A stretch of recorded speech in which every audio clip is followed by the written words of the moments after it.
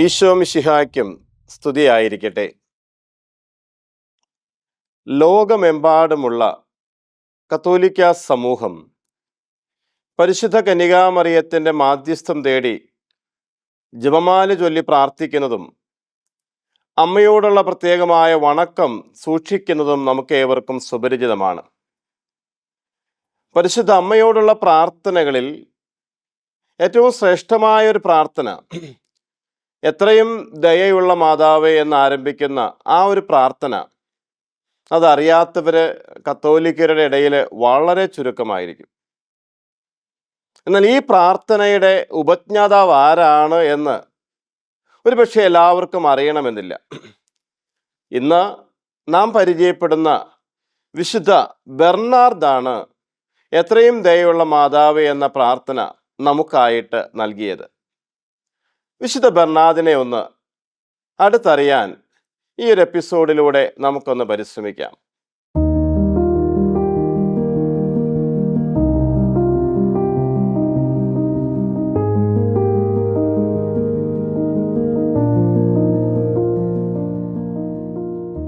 ആയിരത്തി 1900-ൽ, അതായത് 11-ാം നൂറ്റാണ്ടിൻ്റെ അവസാനത്തിൽ ഫ്രാൻസിലെ ബർഗുണ്ടി എന്ന് പറയുന്ന സ്ഥലത്താണ് വിശുദ്ധ ബെർണാർഡ് ജനിക്കുന്നത്.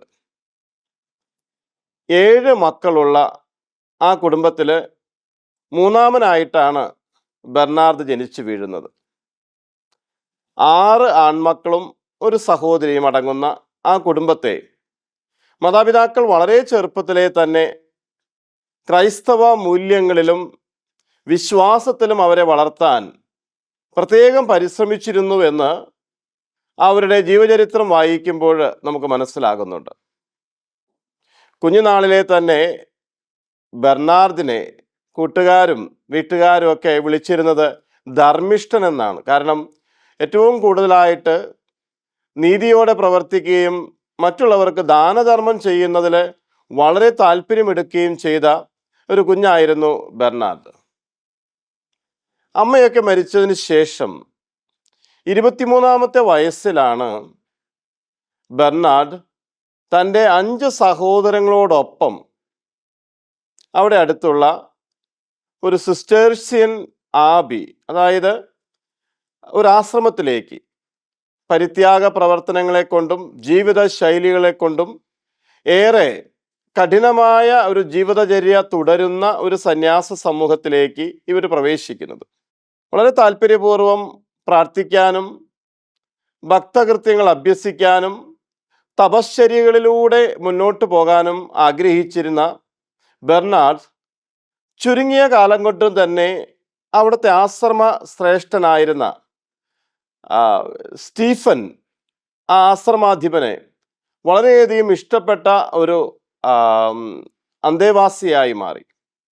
ബെർണാർഡ് ആശ്രമത്തിലായിരിക്കുന്ന സമയത്ത് എപ്പോഴും ഒരു ദൈവിക ചിന്ത തൻ്റെ മനസ്സിൽ കാത്തു സൂക്ഷിച്ചിരുന്നു. ഞാനിപ്പോൾ ഓർക്കുന്നത്, ഞങ്ങൾ മൈനർ സെമിനാരിയിലായിരുന്ന കാലഘട്ടത്തിൽ ഞങ്ങളുടെ ആത്മീയ പിതാവായിരുന്ന ഒരു ആൻ്റണി മാളിയേക്കിലച്ചനുണ്ട്. ആൻ്റണി മാളിയേക്കിലച്ചൻ നൈറ്റ് പോയിന്റ്സ് തരാനായിട്ട് വരുന്ന സമയത്ത് ഇടയ്ക്കിടയ്ക്ക് ഞങ്ങളോട് വിശുദ്ധ ബെർണാർഡിനെ കുറിച്ച് പറയുമായിരുന്നു. ബെർണാർഡിനെ കുറിച്ച് പറയുമ്പോൾ ആന്റണിയച്ചൻ ബെർണാർഡിൻ്റെ വളരെ പ്രസിദ്ധമായ ഒരു വചനം പറയാറുണ്ട്: ബെർണാർദേ ബെർണാർദേ ആദ് ക്വിദ് വെനീസ്തി. അന്ന് അച്ഛൻ ഞങ്ങളെ ലാറ്റിനും പഠിപ്പിച്ചിട്ടുണ്ടായിരുന്നു. ഞങ്ങൾക്കൊന്നും അത് മുഴുവൻ മനസ്സിലാകുമായിരുന്നില്ല. എങ്കിലും അച്ഛൻ ഇടയ്ക്കിടയ്ക്ക് ഞങ്ങളോട് പറഞ്ഞിരുന്നത്, ഇത്രയും വർഷങ്ങൾക്ക് ശേഷവും ഞാൻ ഓർത്തിരിക്കുകയാണ് ബെർണാർഡിനെ കുറിച്ച്, ബെർണാർദേ ബെർണാർദേ ആദ് ക്വിദ് വെനീസ്തി. അർത്ഥം ഇതാണ്: ബെർണാർദേ ബെർണാർദേ, നീ എന്തിനാണ് ഇവിടെ വന്നത്? ഈ ബെർണാർഡ് പരിശീലന കാലഘട്ടത്തിൽ എല്ലാ ദിവസവും രാവിലെ തന്നോട് തന്നെ ചോദിക്കുമായിരുന്നു, നീ എന്തിനാണ് ഇവിടെ വന്നത്? ഒരു പക്ഷേ ഈ വിശുദ്ധനെ പരിചയപ്പെടുമ്പോൾ എനിക്ക് തോന്നുന്നത്, ഞാനും നിങ്ങളുമൊക്കെ ഈ ഒരു ചോദ്യം നമ്മളോട് തന്നെ ചോദിക്കുന്നത് നല്ലതാണ്. നാം ഏർപ്പെടുന്ന മേഖലകളിൽ, ദൈവമേൽപ്പിച്ച ദൗത്യങ്ങളിൽ, കുടുംബത്തിൻ്റെ ഉത്തരവാദിത്തങ്ങളിൽ, വിവിധങ്ങളായിട്ടുള്ള പ്രവർത്തന സാഹചര്യങ്ങളിലൂടെ കടന്നു പോകുമ്പോൾ കൂടെ കൂടെ നമുക്കൊന്ന് നമ്മളോട് തന്നെ ചോദിക്കാൻ കഴിഞ്ഞാൽ, നീ എന്തിനാണ് ഇവിടേക്ക് വന്നത്? ഈ ഒരു ചോദ്യം അത് നമ്മുടെ ജീവിതത്തെ കുറെ സ്വാധീനിക്കാനും ജീവിതത്തിൽ മാറ്റങ്ങൾ വരുത്താനും സഹായിക്കും എന്നുള്ളതിൽ യാതൊരു സംശയവുമില്ലാത്തൊരു കാര്യമാണ്. ബെർണാർഡ് ആ ഒരു പരിശീലന കാലഘട്ടം പൂർത്തിയാക്കിയപ്പോൾ ആശ്രമാധിപൻ ബെർണാർഡിനെ വേറൊരു ഗ്രാമത്തിലേക്ക്, ഒരു കുഗ്രാമത്തിലേക്ക് പറഞ്ഞയക്കുകയാണ്. 12 മറ്റു സഹോദരങ്ങളോട് കൂടെ ബെർണാർഡിനോട് പറഞ്ഞു, അവിടെ പോയി മറ്റൊരു ആശ്രമം ആരംഭിക്കുക. അങ്ങനെയാണ് ഈ ക്ലെയർവോയ് എന്ന് പറയുന്ന ആ ഒരു പേരിലേക്കുള്ളൊരു ആശ്രമമായിട്ട് അത് രൂപപ്പെടാനായുള്ള സാഹചര്യങ്ങൾ ബെർണാർഡ് ഉണ്ടാക്കുന്നത്. ബെർണാർഡ് അവിടെ ചെന്നു, ഒരു പുതിയ ആശ്രമം ആരംഭിച്ചു. ആ ഒരു ആശ്രമത്തിൻ്റെ അധിപനായി തുടർന്നു.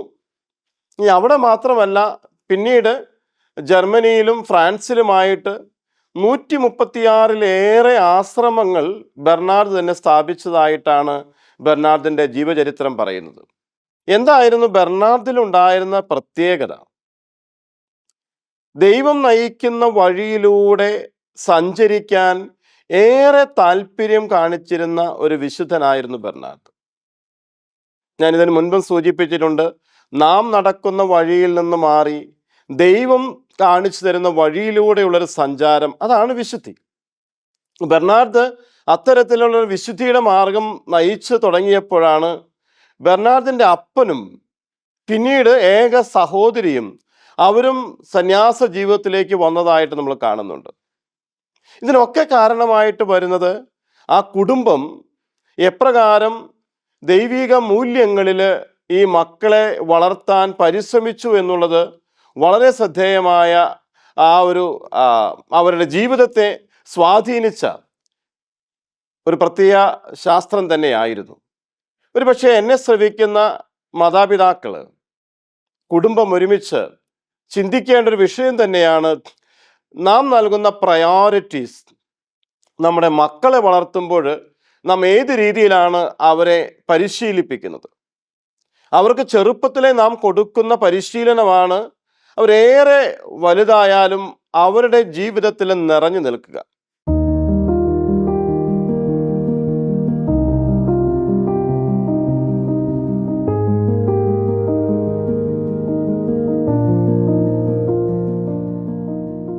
ഒരു കുഞ്ഞിൻ്റെ ഒരു സാക്ഷ്യവുമായി ബന്ധപ്പെടുത്തിക്കൊണ്ട് APJ അബ്ദുൽ കലാമുമായി ബന്ധപ്പെട്ട ഒരു ചിന്ത പങ്കുവെക്കുന്നത് മാധ്യമങ്ങളിലൂടെ കേൾക്കാനായിട്ടിടയായി. 9 വയസ്സുള്ള കുഞ്ഞ് ഹൃദയ സംബന്ധമായ അസുഖവുമായി ആശുപത്രിയിലായിരുന്നപ്പോൾ എല്ലാ ഡോക്ടേഴ്സും വിധി എഴുതിയത് ഈ കുഞ്ഞിന് ഇനി ജീവിക്കാൻ മാക്സിമം 6 മാസം എന്ന് പറയുമ്പോഴാണ് ഏറ്റവും പ്രശസ്തനായ ഒരു കാർഡിയാക് സർജൻ്റെ അടുക്കിലേക്ക് ഈ കുഞ്ഞിനെ കൊണ്ടുവരുന്നത്. അദ്ദേഹവും പറഞ്ഞു ഈ കുഞ്ഞ് ജീവിക്കാൻ സാധ്യതയില്ല. എങ്കിലും മാതാപിതാക്കളുടെ നിർബന്ധത്തിന് വഴങ്ങി ഈ കുഞ്ഞിനെ അവർ ഓപ്പറേറ്റ് ചെയ്യാനായിട്ട് തയ്യാറാകുന്നുണ്ട്.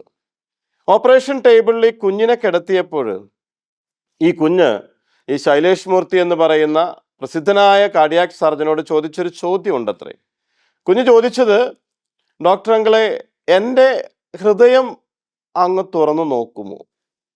ഡോക്ടർ പറഞ്ഞു, മോള് പേടിക്കണ്ട, മോൾക്ക് യാതൊന്നും സംഭവിക്കില്ല.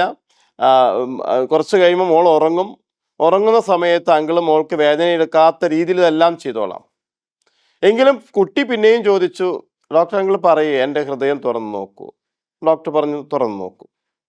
ഈ കൊച്ചു ചോദിച്ചു, അങ്ങനെയാണെങ്കിൽ എനിക്കൊരു കാര്യം അറിയണം. എൻ്റെ അമ്മ എന്നോട് പറഞ്ഞിട്ടുണ്ട്, ഹൃദയത്തിൻ്റെ ഉള്ളിലാണ് ഈശ്വരൻ ഇരിക്കുന്നത്. എൻ്റെ ഹൃദയത്തിൻ്റെ ഉള്ളിലിരിക്കുന്ന ഈശ്വരൻ എവിടെയാണ് ഇരിക്കുന്നതെന്ന് അങ്കിള് പറയണം. മാത്രമല്ല ആ ഈശ്വരൻ്റെ രൂപം എങ്ങനെയാണ് അതും എന്നോടൊന്ന് പങ്കുവയ്ക്കണം. ഈ ഡോക്ടർ ഓപ്പറേഷൻ നടത്തി. ആദ്യത്തെ ഒരു 3/4 മണിക്കൂർ ഡോക്ടറിന് എല്ലാ പ്രതീക്ഷകളും കൈവിട്ട രീതിയിലായിരുന്നു.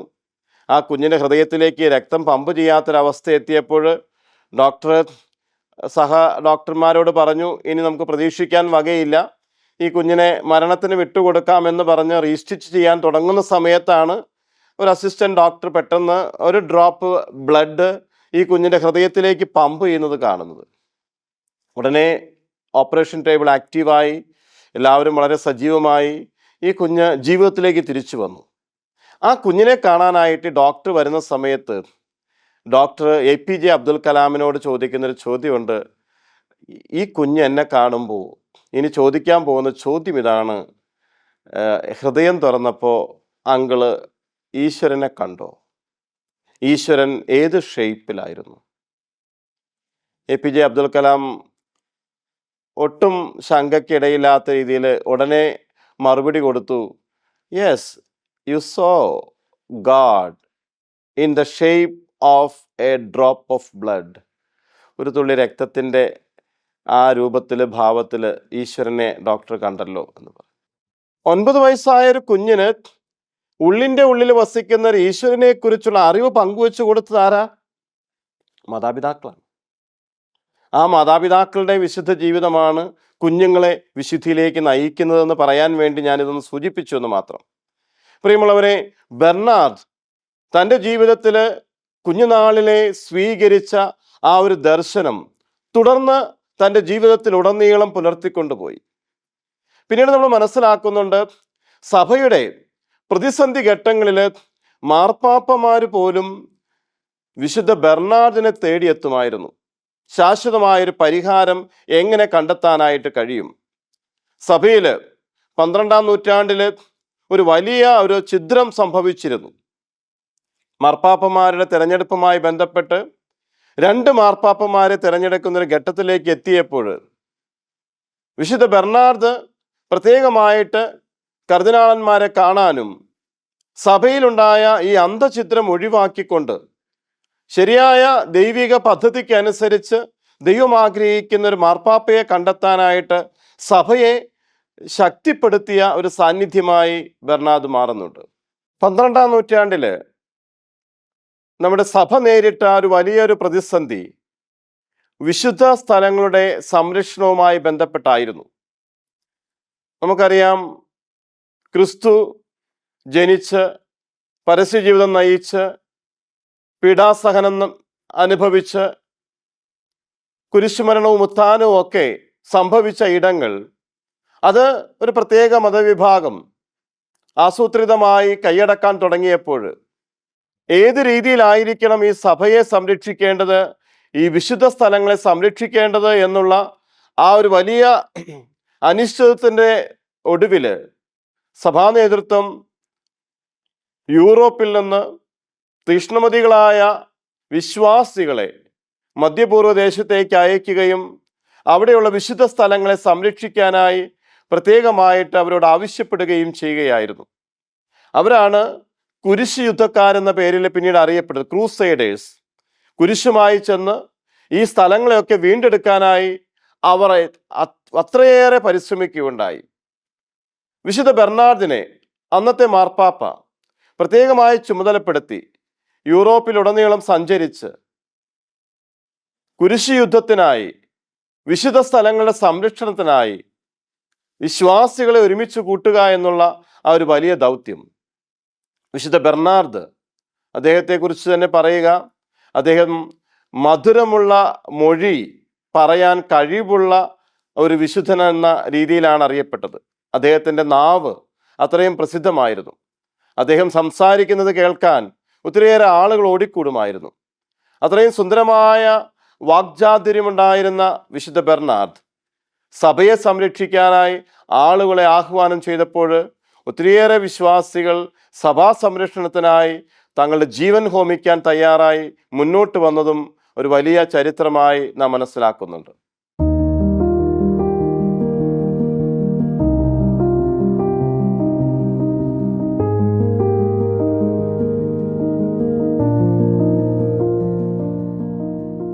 പരിശുദ്ധ അമ്മയോടുള്ള പ്രത്യേക വണക്കവും ഭക്തിയും വിശുദ്ധ ബെർണാർഡ് എപ്പോഴും കാത്തു സൂക്ഷിച്ചിരുന്നു. അതുകൊണ്ട് തന്നെയാണ് എത്രയും ദയുള്ള മാതാവ് എന്നുള്ള പ്രാർത്ഥന അമ്മ തന്നെ വിശുദ്ധ ബെർണാർഡിന് വെളിപ്പെടുത്തി കൊടുത്തതായിട്ടാണ് നാം മനസ്സിലാക്കുക. എന്നോട് സെമിനാരി കാലഘട്ടത്തിൽ ഞങ്ങളുടെ ആധ്യാത്മിക പിതാവ് പറയുമായിരുന്നു, ഏത് വിഷമം പിടിച്ച ഘട്ടത്തിലൂടെ കടന്നു പോകുമ്പോഴും 3 പ്രാവശ്യം എത്രയും ദയുള്ള മാതാവ് എന്ന പ്രാർത്ഥന ചൊല്ലി ആ ഒരു കാര്യത്തിന് ഇറങ്ങിക്കഴിഞ്ഞാൽ തീർച്ചയായിട്ടും അമ്മ നമ്മളെ സഹായിക്കുമെന്ന്. ഇപ്പോഴും ഞാനത് ഓർക്കാറുണ്ട്. ചില പ്രതിസന്ധി ഘട്ടങ്ങളിൽ ഈ അമ്മയെ വിളിച്ച് ഈ ഒരു പ്രാർത്ഥന ഞാൻ 3 പ്രാവശ്യം ചൊല്ലാറുമുണ്ട്. പ്രിയമുള്ളവരെ, പരിശുദ്ധരാജ്ഞി എന്ന പ്രാർത്ഥനയുടെ അവസാന ഭാഗവും കൂട്ടിച്ചേർത്തത് വിശുദ്ധ ബെർണാഡ് തന്നെയാണ്. മാതാവിനോടുള്ള പ്രത്യേക ഭക്തിയും മാതാവിലൂടെ ക്രിസ്തുവിലേക്കും ദൈവത്തിലേക്കും കൃത്യമായ രീതിയിൽ എത്തിച്ചേരാൻ കഴിയുമെന്നുള്ള പ്രബോധനങ്ങളും വിശുദ്ധ ബെർണാഡ് സഭയ്ക്ക് നൽകുകയായിരുന്നു. ഈ വിശുദ്ധനെ ഇന്ന് നാം അനുസ്മരിക്കുമ്പോൾ നമ്മുടെയും ജീവിത സാഹചര്യങ്ങളിലേക്ക് ഈ വിശുദ്ധന്റെ ഉൾക്കാഴ്ചകളെ സ്വീകരിക്കാനും കൂടി നമുക്ക് കഴിഞ്ഞാൽ അത് ഈ കാലഘട്ടത്തിൽ സഭയ്ക്ക് നമുക്ക് നൽകാവുന്ന ഒരു വലിയ പ്രചോദനമായി ഭവിക്കും.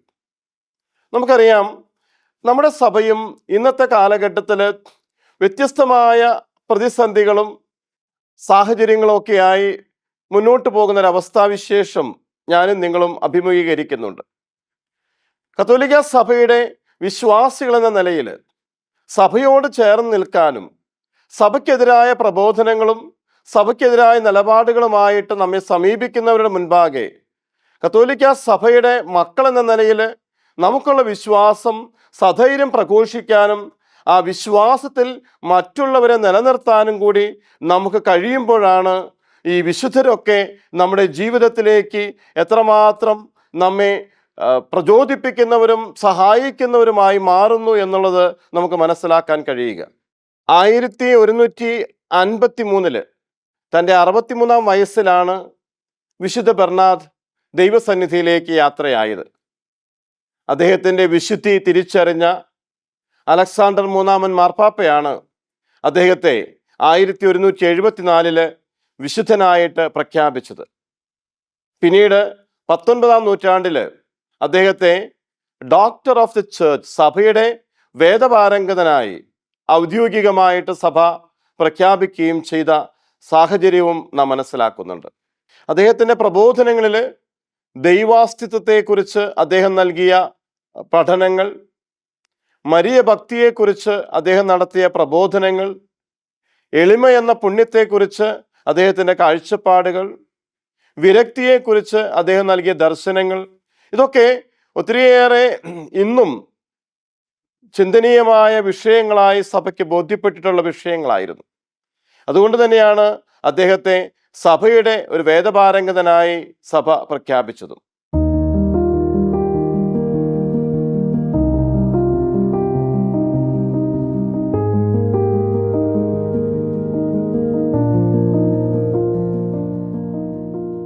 പ്രിയമുള്ളവരെ, ഈ വിശുദ്ധനെ ഇന്ന് നാം പരിചയപ്പെടുമ്പോൾ ഈ വിശുദ്ധൻ നമുക്ക് നൽകുന്ന പ്രചോദനങ്ങളെ 3 സംഗ്രഹിക്കാൻ ഞാൻ ആഗ്രഹിക്കുകയാണ്.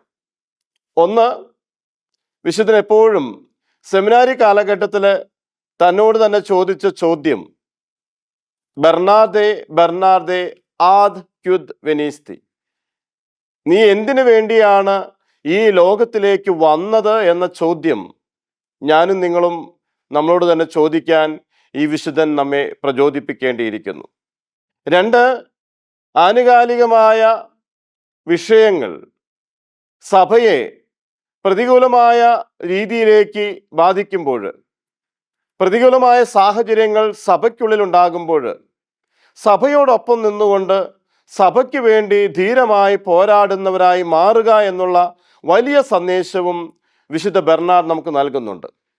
അത് തെറ്റായ പ്രബോധനങ്ങളാകാം, സഭയെക്കുറിച്ച് മറ്റുള്ളവർ നൽകുന്ന തെറ്റായ കാഴ്ചപ്പാടുകളാകാം. അത്തരത്തിലുള്ള സാഹചര്യങ്ങളിലൊക്കെ വിശ്വാസത്തെ മുറുകെ പിടിക്കാനും വിശ്വാസത്തിൻ്റെ സംരക്ഷകനായി മാറാനുമുള്ള വലിയ ദൗത്യം, ഉത്തരവാദിത്വം ബെർണാഡ് നമ്മിൽ നിന്ന് ആവശ്യപ്പെടുന്നുണ്ട്. 3, പരിശുദ്ധ അമ്മ നമ്മെ ഓരോരുത്തരെയും തൻ്റെ മാധ്യസ്ഥം വഴി സഹായിക്കുന്ന ഒരു അനുഭവ സാക്ഷ്യമായി, സാന്നിധ്യമായി കൂടെ ഉണ്ടാകുമെന്ന് വിശുദ്ധ ബെർണാഡ് നമ്മെ പഠിപ്പിക്കുന്നുണ്ട്. പരിശുദ്ധ അമ്മയുടെ മാധ്യസ്ഥം തേടി പ്രാർത്ഥിച്ചാൽ ഈ അമ്മ നമ്മെ ഒരിക്കലും ഉപേക്ഷിക്കുകയില്ല എന്നുള്ള ആ ഒരു വലിയ വിശ്വാസം കാത്തു സൂക്ഷിക്കാൻ ഈ ബെർണാർദിൻ്റെ മാതൃക നമുക്ക് പ്രചോദനമായി ഭവിക്കണം. സഭ ഇന്ന് നേരിടുന്ന പ്രതിസന്ധികളിൽ അപകടകരമായ സാഹചര്യങ്ങളിലൂടെ വിശ്വാസി സമൂഹം മുന്നോട്ട് പോകുമ്പോൾ ശക്തമായ സാക്ഷ്യമായി സാന്നിധ്യമായി മാറാൻ നമുക്ക് കഴിയുമ്പോഴാണ് ഈ വിശുദ്ധർ നമ്മെ പ്രചോദിപ്പിക്കുന്ന സാന്നിധ്യമായിട്ട് മാറുക. ഇന്നേ ദിവസം പ്രത്യേകമായി നമുക്ക് പ്രാർത്ഥിക്കാം. വിശുദ്ധ ബെർണാർഡിൻ്റെ മാധ്യസ്ഥം നമുക്ക് തേടാം. സഭാ സംരക്ഷകരായി വിശ്വാസത്തിന് വേണ്ടി സാക്ഷ്യജീവിതം നയിച്ചുകൊണ്ട് ഉത്തമ കത്തോലിക്കരായി ജീവിക്കാൻ വിശുദ്ധ ബെർണാർഡ് നമ്മെ ഓരോരുത്തരെയും പ്രചോദിപ്പിക്കട്ടെ, സഹായിക്കട്ടെ.